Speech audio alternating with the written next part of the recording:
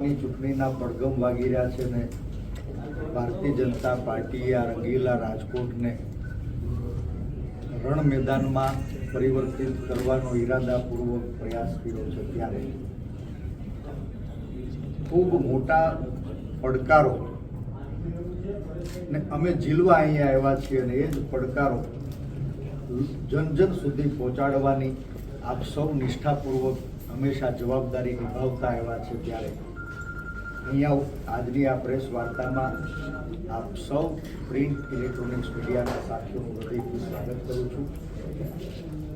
અમારા પ્રદેશ કોંગ્રેસના અગ્રણી અને રાજકોટ સંસદીય મતવિસ્તારના પ્રભારી બિપિન દાદા, માનનીય વિજયભાઈ, શહેર કોંગ્રેસ પ્રમુખ માનનીય અતુલભાઈ, આમ આદમી પાર્ટીના મુખ્ય સંયોજક અજીતભાઈ,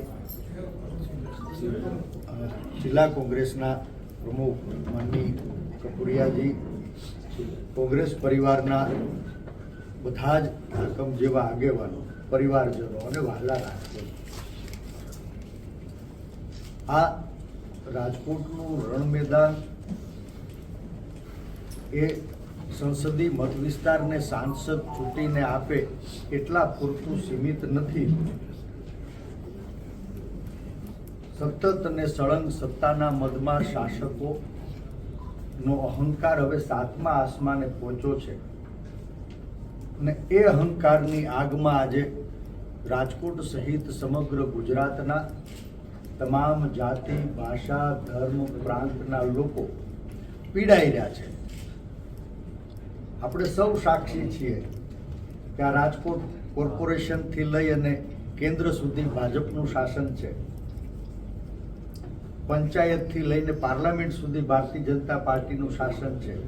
સરપંચથી લઈ અને સંસદ સભ્ય સુધી ભારતીય જનતા પાર્ટીના પ્રતિનિધિઓ ચૂંટાઈ અને ચારેય કોર ભાજપનો જય જયકાર છે. કમનસીબે ગુજરાતની વિધાનસભા વિપક્ષ વિહોણી છે. ગુજરાતની વિધાનસભા વાંઝણી રહે એવી સ્થિતિનું 1.25 વર્ષ ઉપરાંતથી નિર્માણ થયું હોવા છતાં